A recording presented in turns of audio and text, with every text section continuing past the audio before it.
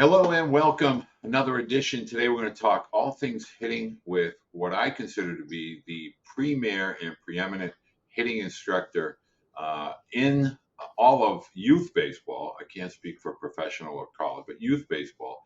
Trey Hannam.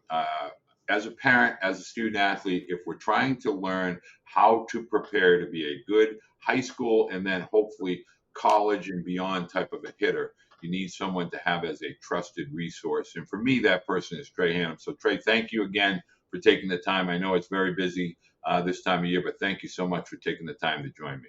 Hey, just like always, I really appreciate the trust. I'm excited for this.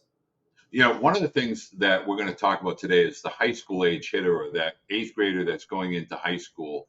And one of the things that I'm constantly asked about is how do you teach young hitters how to read spin? Is there, vision training, how to look for that slider or how to look for that changeup or that curveball?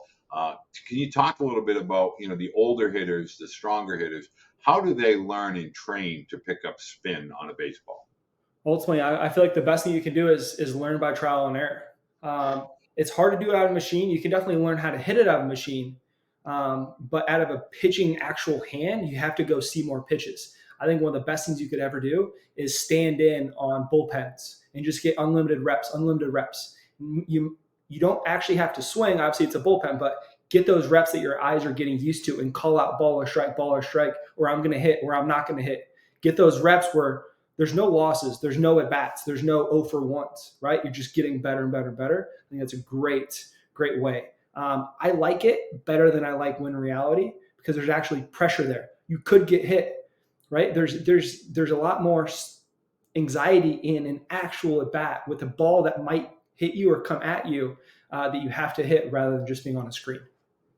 One of the things that I'm always trying to talk to hitters about is their approach with regard to maybe cutting the plate in half. How do hitters begin to define what they do well and where they need to maybe put some extra work in? What should they be cognizant of when they're taking their batting practice, their live batting practice, or their individual drills, whether that's tee work or soft toss? Definitely. This is the $1 million question, right? Is something actually happening or is a byproduct of something else happening, right? Hey, you're swinging at a lot of balls. Yeah, well, he's also getting off his backside, letting him chase out front. Hey, you're missing underneath a lot of pitches.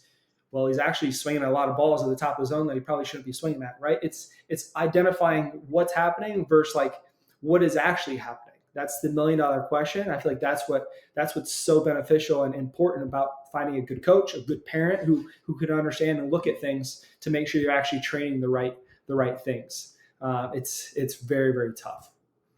Is there such a thing as the perfect swing, or are we constantly making adjustments pitch by pitch? I think so many parents are under the impression, based on maybe social media or so forth, that there is such a thing as the perfect swing. Is there an individual approach and an individual swing, or is it, there is kind of a method that everybody can follow? I feel like there's definitely ways to get closer to a perfect swing or a more efficient swing and a very consistent swing. But I think everything depends on pitch location, and it's all relative to like results, right? Hey, I love that swing, but yeah, I mean, it doesn't get results. Or hey, I don't really love that swing, but it gets results. We can definitely pick and choose what we see from the All-Star games and the Home Run Derby and in the World Series, the hitters who really do well consistently over multiple years. There's a lot of commonalities, common movements that a lot of the best players are doing. But yeah, you can see from my social media, I never say this is the one way or this is the perfect way or this is the must. I refuse to say that. I don't let anybody around me say that about my social media because it's just not the thing. But there are certain movements that great hitters definitely do compared to other hitters, and we can definitely look at those and make those better. In today's world, with regard to high school athletics in general, the transfer portal seems to be at the top of every parent or student athlete's mind.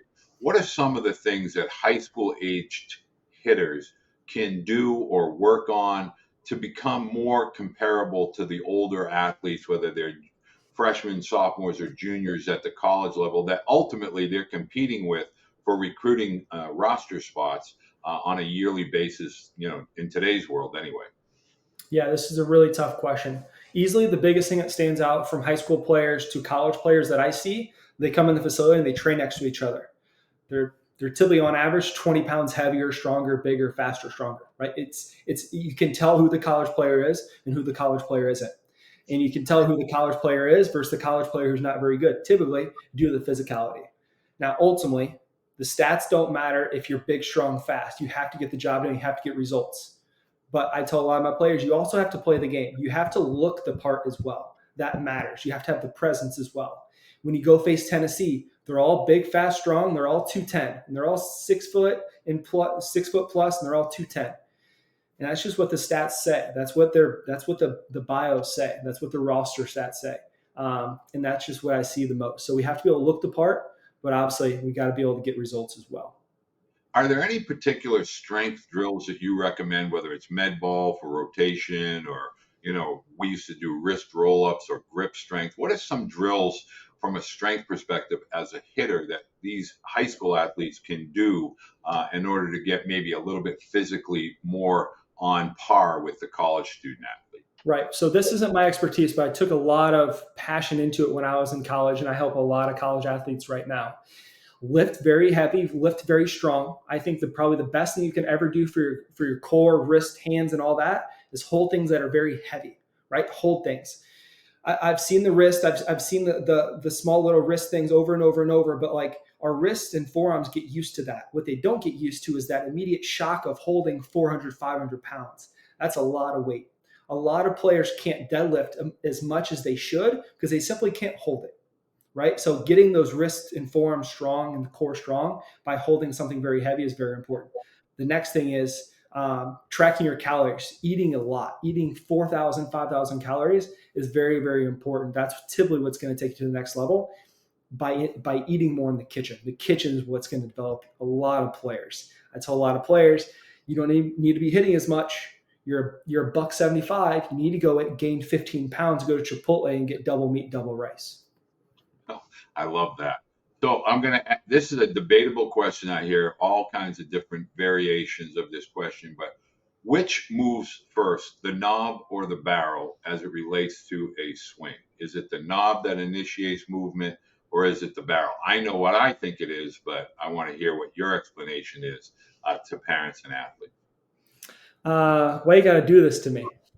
So what you're holding is the knob, right? And the handle. A lot of times that's what's going to move the barrel. Yes. People always talk about this drop. They want to get on plane. When you're teaching high school hitters to face velocity, and I'm talking about at the college and professional levels, we're talking 89 to, 95 on average. I know there's some exceptions to both.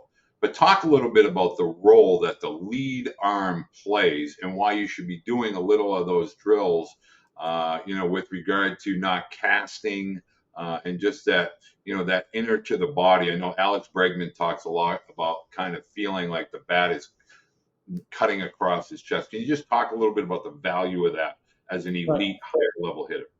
It's very tricky because everything's different for everyone. But right. What I would say is for the most common players, probably 90% of the players, a lot of players like to think this is the gas pedal, this is the engine in the swing, and this is the steering wheel, right? We get a lot of power, right? And we get a lot of direction, right? This takes us where we need to go, and this provides the power, right? So that's typically what I like to have for players. A lot of power and making sure we have good direction. You mentioned in a previous podcast that you work with a guy like Nolan Arenado. And he does a drill and he talks about when his father used to work with him in a cage about keeping his chin down at contact and through contact. And sometimes when you see a picture, a still photo of Nolan Arenado, you see that chin kind of right here after contact. Can you talk a little bit about the value of that as a hitter, especially when you're doing cage work? Yes, I think it's very important. I think it's very important for two reasons. So obviously the head tracking it in, the eyes tracking it in, keep everything down. I think it's really, really, really good for posture, staying on the ball, right? It's almost like the head is keeping the chest down. It's almost like the chin is stopping the shoulder from overdoing it and coming off the ball. He likes it for vision, but also he likes it for posture. Over the years, he started to overdo it a little bit, honestly. So now he's trying to almost see the backside of the ball because he can definitely overdo it too much and things get a little bit wonky. Just like we all know with pitching, hitting, lifting, you can start overdoing something. So he's doing the same thing, but now he's trying to see the backside of the ball a little bit more. But yeah, it's a great thing for his posture to stay on the ball.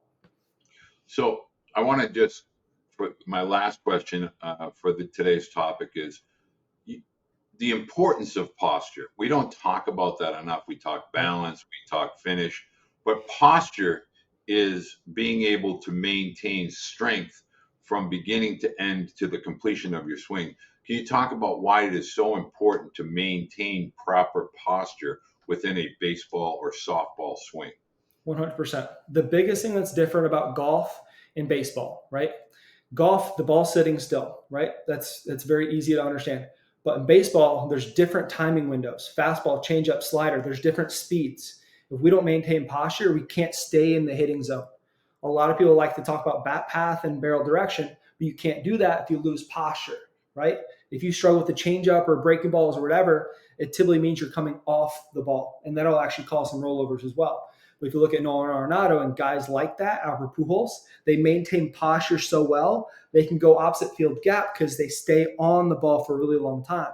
Guys who can only pull the ball, kind of a one location swing, they better time it up right because they're coming up and off the ball. So as a pitching coach, as a pitcher, you're going to see that and say, all right, I'm just going to get him off time. He's going to come off the ball. But if you see a player like Nolan Arenado, when he's good, like Pujols, when he's good, if you see him stay on the ball, you're like, man, I better make my pitches. And that's how you really become a threat as a hitter. So you mentioned you work with parents and student athletes remotely. Is there a website that they can go to? I'm going to list all of Trey's information, social media, website, YouTube channel, everything of that. But if somebody wants to work with you remotely, how should they best reach out to you? Definitely. So my link is in my social medias, but also treyhannam.com. It's the exact same link. There's videos and testimonials and results all on there.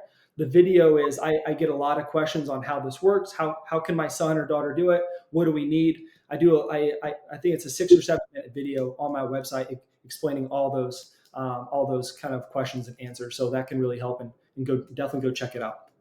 Well, I want to encourage parents, make sure you check out Trey's YouTube channel because there's a lot of great informative videos with regard to hitting, all things related to hitting. Also on social media, whether that's Instagram or X, formerly known as Twitter, Trey J. Hannam on X, and always puts out great content. Trey, thank you so much for taking the time. I look forward to this segment again next week and hope to speak to you soon. Thank you. Awesome.